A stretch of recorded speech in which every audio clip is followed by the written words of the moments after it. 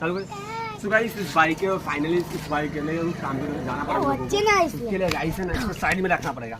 तो अब स्केटिंग हम करने वाले उस बाइक को मैंने बेच दिया वैसे भी काम की वजह से। तब हमारी बारी है तो हम स्केटिंग करेंगे। तो यहाँ पे देखोगे मैंने स्केटिंग कर रहा हूँ। यहाँ पे दोस्त भी नया नया आ रहा है। तो इस तरह से पहनना है उसको चलाना।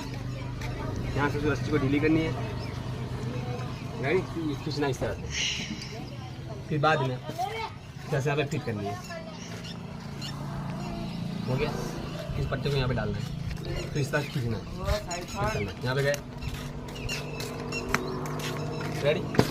अरे तो हमारा एक पेयर रेडी हो चुका है जिससे सीलिंग करने वाला है।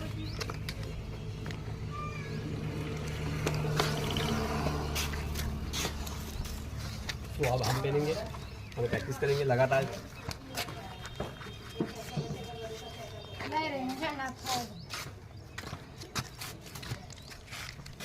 बेबुल स्केटिंग बूट हमें कैसे लगाए? खा ले सुबह खस।